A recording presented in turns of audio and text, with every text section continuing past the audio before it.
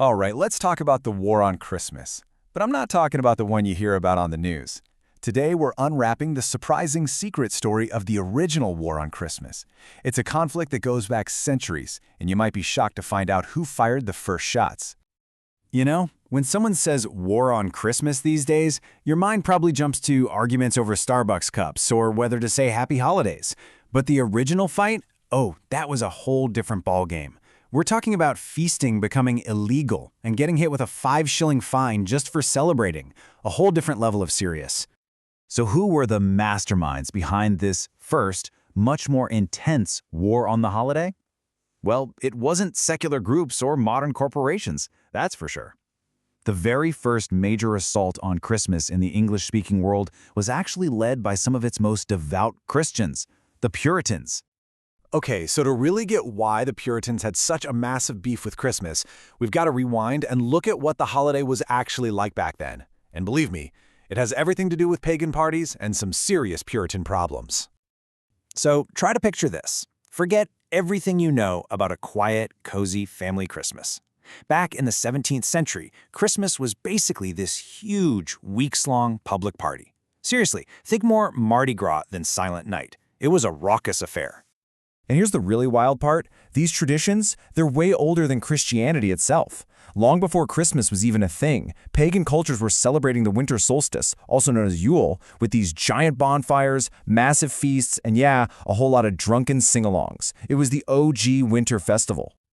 So, you're probably asking, how on earth did a rowdy pagan party turn into a major Christian holy day?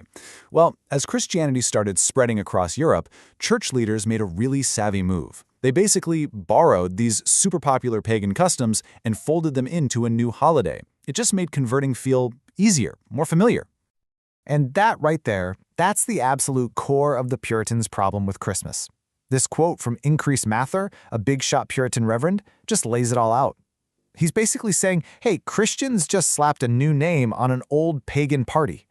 For the Puritans, this wasn't some clever marketing strategy. Nope, it was heresy. Plain and simple. And you know, this wasn't just some angry sermon from the pulpit, oh no. This became the law of the land. The Puritans didn't just complain about Christmas, they straight up outlawed it. And they put their money where their mouth was, literally. In the Massachusetts Bay Colony, if you got caught celebrating Christmas in 1659, boom, a 5-shilling fine. And listen, that was a lot of money back then. For most people, that was more than a day's wages. I mean, just look at the actual text from the law. It could not be clearer. Whosoever shall be found observing any such day as Christmas, you'd have to pay up. It didn't matter if it was taking the day off, having a feast, whatever. You were breaking the law. This was not a friendly suggestion. So, okay, if you can't party, you can't feast, you can't even relax, what in the world did a Puritan do on December 25th? Well, pretty much the exact opposite of a celebration. A proper Puritan Christmas day meant you were working, praying, going to a church lecture, and being chaste. So yeah, definitely no kissing under the mistletoe. But as we all know, the ban didn't stick around forever, right? So how did Christmas make this huge comeback to become the holiday we know today? And what does any of this have to do with the arguments we have now? Let's get into it. It's really been a wild ride for the holiday. As you can see, that 1659 ban got repealed in 1681.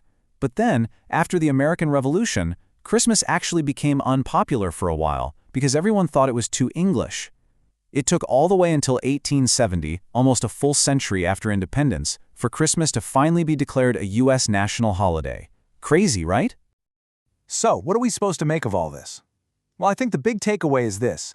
The next time you hear people getting all fired up about a war on Christmas, just take a second and remember, arguing about this holiday, it isn't new.